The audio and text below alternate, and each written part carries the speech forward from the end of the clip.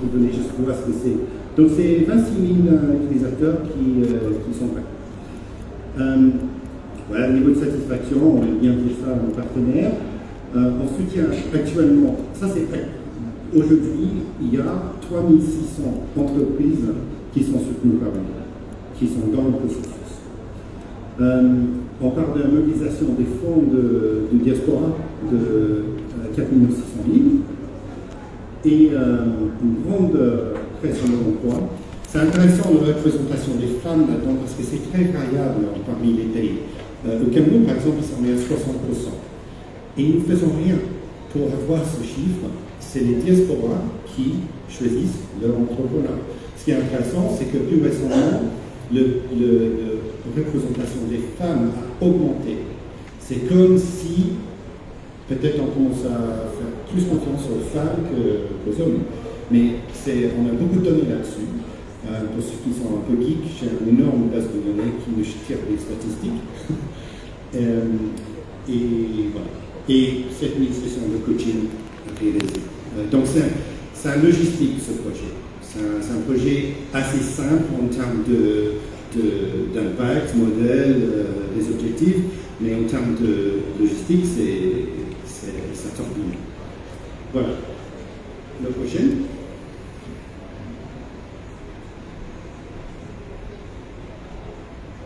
Non. Voilà. Donc, je vous montre les chiffres de Cameroun. Parce que je n'ai pas les chiffres de Comores encore, parce qu'on ne travaille pas ici encore. Mais je vous montre les chiffres du Cameroun. Pourquoi? Parce que le nombre de diasporas qui sont là pour le Cameroun, c'est ça qui nous influence en fait. C'est ça qui influence la demande. C'est à 180 000. Et si j'avais bien compris par mes collègues, vous avez encore plus de diaspora. Donc, ça veut dire qu'il y a peut-être intérêt. Mais au Cameroun, on a néanmoins 1655 entreprises actuellement soutenues. On a mobilisé un peu plus que ça, plutôt 2,5 millions maintenant d'investissement par les diaspora. Alors,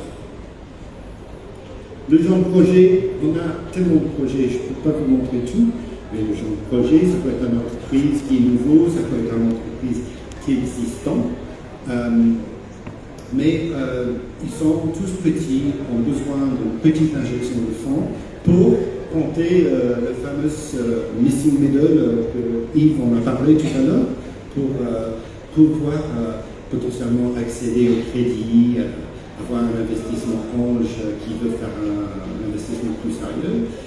Donc, ce business-là, il a eu beaucoup de succès. Il fabrique les chaussures et maintenant, il les vend auprès des politiciens.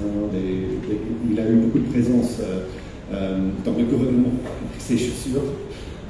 Donc, c'est une petite entreprise qui a vraiment cartonné. Et je crois il a 3 employés là, mais je crois aujourd'hui il a plutôt 7 ou 8 ans. Encore une. Bon, ça c'est représentatif. On a beaucoup de projets qui agissent dans l'agriculture et la transformation. Et surtout urbaine. Donc il y a pas mal des projets pisciculture urbaine. Ça c'est avec des champignons où il faut aller aussi dans la transformation. Donc lui, ses besoins, c'était clair, des machines pour emballer un petit lieu, et ça lui a transformé son business. Et ça, c'est une grande partie de mon projet. C'est à peu près, j'oublie toujours le chiffre, mais c'est une grande majorité de mon business qui commence, comment ça s'appelle, auto-entrepreneur, une personne, et qui transitionne à 4 à 9 personnes. Donc ça, c'est la grande majorité, ça c'est le modèle typique, qui représente pour moi une illustration du business qui avance. Oui, on va juste à la dernière. Oui, ça c'est... Oui, j'ai montré celui-là, parce que ça c'est dans une zone conflictuelle au Cameroun. Difficile à tenir, et ça c'est pour vous dire qu'avec le système digital, parce que la plateforme il gère pas seulement le parti pour l'entrepreneur et les diasporas, c'est aussi pour nous. Donc on gère tout avec la plateforme, Et ça fait en sorte qu'on est le seul à travailler dans cette zone de conflit au Cameroun, parce qu'on peut, en fait mes collègues ne peuvent pas aller là-bas, mais nos plateformes peuvent y aller grâce à Internet. Voilà. Encore un exemplaire à chocolaterie, ils font du bon chocolat. Peut-être un aspect intéressant là-dedans, c'est avec l'investissement du Bidou, ils ont peu passé les normes qu'ils doivent exporter en France. Donc, non seulement le diaspora peut soutenir le business à développer sur place, maintenant ce même diaspora il est en train d'aider avec le marketing en France. Et ça marche très bien. Elle a déjà 5 employés, je crois, un revenu qui dépasse 100 000 € par an. Donc, elle a commencé avec vraiment quasiment rien. Donc, ils ne sont pas tous comme ça. Il ne faut pas imaginer que j'ai 3000 projets qui sont tous passés comme ça, mais on aime bien finir un petit peu avec celui-là. Alors, je vous invite bien sûr de poser des questions, mais oui.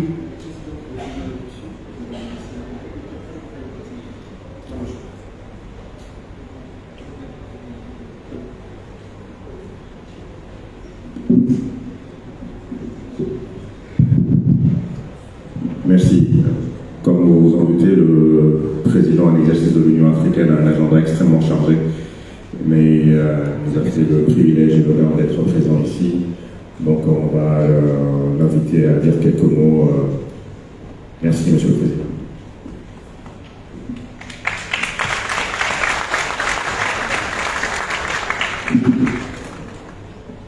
Honorable assistance, assalamu alaikum wa rahmatullahi wa barakatuh. Je suis très fier de participer à ce panel. Et je me souviens que l'année dernière, il y avait un panel similaire, on a participé, on a parlé. Cette année, on parle.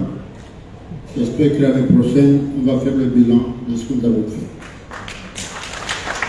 Et très sincèrement, la problématique de la diaspora me tient à cœur parce que j'ai constaté par rapport à mon humble expérience que la diaspora joue un rôle très important dans ce pays.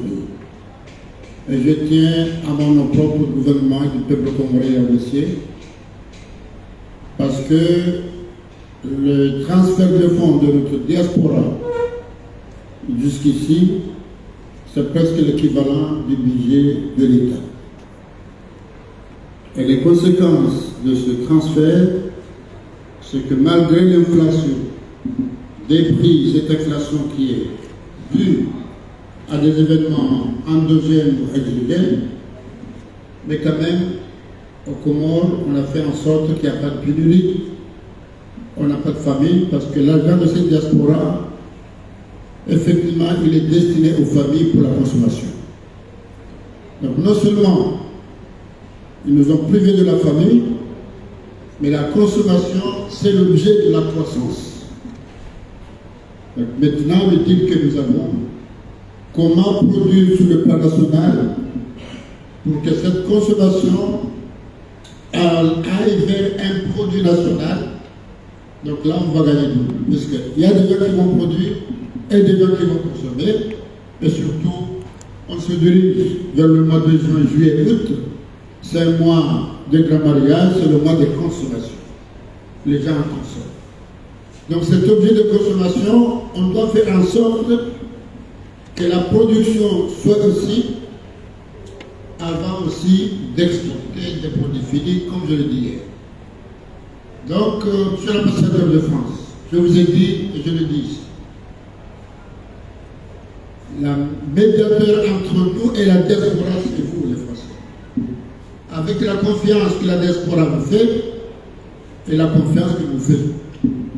De façon à ce que voir comment cet argent-là, au lieu d'aller vers la consommation directe, comme il a été proposé là, ça peut aller dans des investissements.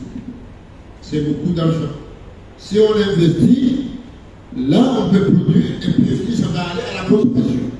Parce que bien sûr, quand on a faim, on mange d'abord avant de donner à quelqu'un. Donc quand on produit, on va consommer avant d'exporter Et je pense que ça c'est très important. Donc je tiens très sincèrement à remercier notre diaspora pour cet acte noble qu'ils sont en train de faire pour notre pays. Et c'est pourquoi moi je propose, excusez-moi parce que je parle de diaspora comorienne, et vous avez parlé de diaspora en général. Donc moi ce que je vais proposer, c'est qu'on met en place une structure à même de voir comment convaincre la diaspora ou des membres de la diaspora à ce qu'on commence par un modèle qui peut servir d'exemple. Et surtout, bien sûr, comme vous êtes en France, la France, les Comores n'ont pas le monopole de la diaspora. Il y a beaucoup de diasporas. On peut voir l'exemple des autres diasporas des pays africains ou autres. Comment ils ont fait, comment ils font. Permettez-moi de vous raconter une petite histoire. Dans le mandat qu'on appelle Azal 1, Azal 2, Azal 3, je ne sais pas, moi je ne sais pas compter, j'étais au Sénégal invité par le président. J'ai pris un avion pour aller quelque part. On a pris un hélicoptère. On a pris une véhicule pour aller quelque part dans une montagne. On a vu une femme qui a investi pour faire du poisson. On a fait la visite, j'ai dit à la femme, pourquoi ce risque-là?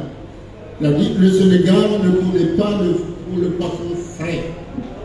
Ce sont seulement les gens qui sont à Dakar qui connaissent le poisson frais, mais le Sénégal, il mange le poisson sec. Donc aujourd'hui, venir ici, à des centaines de kilomètres d'écart et créer cette entreprise, j'intéresse les Sénégalais à savoir qu'est-ce qu'un poisson frais. J'ai dit, mais pourquoi ce risque? Il a dit, j'étais en France, j'avais ouvert une maison de coiffure. Et lorsque j'ai fait un peu d'argent, j'ai préféré amener cet argent-là pour venir investir là-bas. Donc il était en France, elle était coiffeuse, elle est venue au Sénégal pour produire du poisson. Il n'est pas créé une unité de coiffure au Sénégal, mais pour produire du poisson. Ça, c'est un exemple que j'ai vécu personnellement. Mais on peut multiplier ces exemples. Le Maroc, le Sénégal, l'Algérie, les autres pays, le Canada qui sont là, comment ils vivent, quelle est leur relation avec leur pays et quelle est la relation avec leur peuple. Donc c'est un bel exemple qu'on peut tirer pour qu'on puisse en bénéficier dans notre pays. Donc là, je passe le message à moi-même. C'est le rôle de l'État. L'État a un rôle à jouer pour effectivement intéresser la diaspora à prendre ce risque-là. En tout cas, qui ne risque rien à rien. Mais on dit que le risque, il faut le mesurer. Donc nous, l'État, on doit faire en sorte à intéresser ces gens-là pour venir. Et lorsqu'ils viennent, comment les accompagner pour qu'effectivement, ils puissent être satisfaits et être un bel exemple par rapport aux autres de la diaspora de venir. Donc l'État a un rôle à jouer, surtout dans le cadre du code des investissements, les exonérations, les facilitations. Ça, c'est des choses faisables. Mais il faut effectivement qu'on parle le même langage. Un petit exemple. Un commerçant ou un investisseur arrive des conteneurs à Moroni. Bon, des fois, il ne peut pas prendre les conteneurs s'il ne peut pas les vendre. Si ça reste des mois, des jours, il y a ce qu'on appelle le sur-état. Donc ce produit-là, s'il va l'amener, il est obligé d'augmenter le prix parce qu'il a payé beaucoup de taxes. Mais pourquoi aujourd'hui l'État ne peut pas me permettre de prendre ces conteneurs? Les anglophones aujourd'hui qui time is money, donc il gagne du temps. Il va travailler et il paye, mais à condition qu'on soit sûr qu'il va payer. Parce qu'effectivement, au niveau de la douane, si vous ne payez pas, vous ne prenez pas. Mais au niveau de l'impôt, on a mis à une raison de ne pas vouloir payer. Donc toujours il y a une confiance entre les entrepreneurs et l'État. L'État a tout à gagner à ce que ces conteneurs-là ne restent pas au port. Et ça, je le dis, et je suis prêt moi-même à y participer lorsqu'on va mettre le système en place. Mais on commence par un exemple, quelqu'un qui fait et qui résout le problème, et qui est confiant, et puis ça peut servir d'exemple aux autres. Bon, le problème des taxes, c'est un problème facile, voire difficile. Parce que les économistes nous ont dit que plus de taxes tuent l'économie. Donc aujourd'hui, si on baisse la taxe, il paraît qu'on crée de la surface. Donc ça veut dire qu'il y a beaucoup de gens qui vont être intéressés à investir parce que les taxes sont réduites. Et là, on va gagner dans la surface. Donc on a intérêt effectivement à baisser ces taxes-là, mais à condition qu'on soit sûr que ça va élargir la surface, qu'il y ait des gens qui vont payer pour qu'on puisse avoir vous et l'État. Mais là, je vais parler j'ai aussi, il y a le monsieur corruption, il va falloir ensemble qu'on fasse, en sorte qu'on fasse face à ce monsieur-là pressé de l'État. Donc aujourd'hui, on est sûr que là, on est à même de lutter contre la corruption, il n'y a pas de problème parce que on prenait votre marchandise et puis vous payez après. Et puis on verra comment on va baisser la taxe de façon à ce que vous gagnez, on gagne, comme dit nos amis, que ça soit gagnant-gagnant. Et de ce côté-là, monsieur l'ambassadeur, je répète encore, et je l'ai dit, je l'assume, il y a beaucoup de diaspora en France. Mais je ne suis pas historien, je ne suis pas sociologue, mais je peux lancer un défi, est-ce qu'il y a une diaspora qui a des relations séculaires avec la France comme les problèmes? Je pose la question, je ne peux pas répondre. Mais ce que je sais, c'est que les Comoriens, quand ils sont en France, ils sont chez eux. Donc il y a des liens séculaires, il y a des lieux historiques. Et maintenant, c'est des lieux récents. Parce qu'aujourd'hui, un Comorien, il épouse une Française, un Français épouse une Comorienne, non seulement pas à le mariage, mais ils viennent ici pour faire le grand mariage. Alors qu'il n'y a pas d'autre nationalité qui, en épousant un Comorien ou en épousant un étranger, sont permis de venir faire le grand mariage.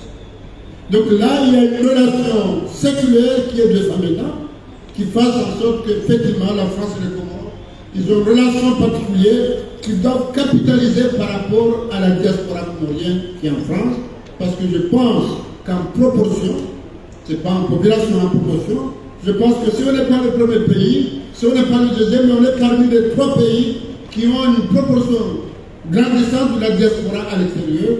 Mais cette diaspora à l'extérieur, c'est 90% ou 80% pour être modeste, c'est en France. Donc le temps est venu pour pouvoir s'occuper de cette diaspora. Bon, quand je dis l'exemple des autres, on l'a montré là-bas. Et c'est pourquoi il faut qu'on sait de vive vue que voilà, la diaspora marocaine, voilà ce qu'elle fait. À partir de ça, qu'est-ce que nous, on peut en bénéficier, on peut en tirer en conséquence, on ne peut pas faire parce qu'effectivement, chaque pays a ses spécificités. Je ne pense pas qu'il y a des pays comme les Comores qui font les grands mariages, parce que dans les autres pays, quand on veut faire le mariage, on va dans un hôtel, on fait le mariage, là, puis on fait les photos.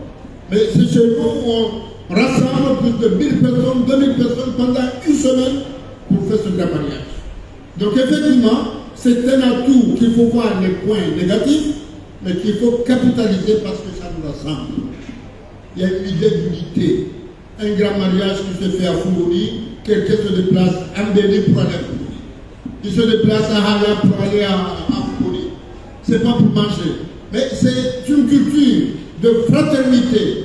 C'est une culture de vivre ensemble, d'amitié, qui fait qu'effectivement, on a honte que ton ami a un mariage et tu n'as pas participé. J'ai un père qui m'a dit, lorsqu'il y a une cérémonie, on va demander que Hassan n'est pas là, il faut aller même si tu n'es pas invité. Même si tu n'es pas invité, il faut y aller. Donc effectivement, il y a un grand mariage, on ne voit pas un monsieur, mais on ne voit pas celui-là, on ne voit pas celui-là. On ne voit pas ma maître de saisie, on ne voit pas, mais qu'est-ce qui s'est passé? On appelle Mme Chazi, vous n'êtes pas ma discipline, je n'ai pas eu l'invitation. Mais les gens qui sont là ne sont pas censés s'il y a une invitation ou pas. Si on va te demander, parce que ce mariage te concerne d'une façon ou d'une autre, il faut y aller même si vous n'êtes pas invité. Voilà le sens de l'amitié. Voilà le sens de la fraternité. Voilà les assises de notre fraternité qui font qu'effectivement tous les étrangers qui viennent ici, effectivement ils se réjouissent de l'accueil chaleureux, de la chaleur entre les Comores et les gens. Donc celui qui vient en touriste, il constate ça, mais aussi celui qui vient investir, il faut effectivement qu'il ait cet accueil chaleureux. Et c'est pourquoi je demanderai à ce que nos amis de la diaspora qui veulent venir ici, ils viennent seuls pour créer, ils peuvent s'accompagner avec d'autres partenaires français ou autres pour venir, ou intéresser ces gens-là à venir dans ce pays. Parce qu'effectivement, ce pays, il a tout à gagner. Nous avons tellement de retard, mais les Gaulois nous ont dit à toute chose malheur est bon. Ce retard-là, on peut le capitaliser. Mais comment le capitaliser? C'est voir les erreurs que les uns ont faites pour ne pas répéter les mêmes erreurs. Aujourd'hui, le tourisme, par exemple, celles et ceux qui veulent créer le tourisme, investir dans le tourisme, créer des hôtels, mais il faut qu'ils tiennent compte du climat. Parce qu'effectivement, les gens qui vont intéresser à venir ici, c'est parce que ici, le cadre climatique n'est pas comme autre. Il y a des pays que vous voyez, on met des mouchoirs avant qu'il n'y ait pas Covid. Parce qu'effectivement, le matin à 10h, vous avez l'impression que ça va pleuvoir. C'est le nuage, ce n'est pas le nuage de pluie. Et c'est pourquoi ici, il faut que l'État accompagne les gens là pour essayer de voir que le problème du climat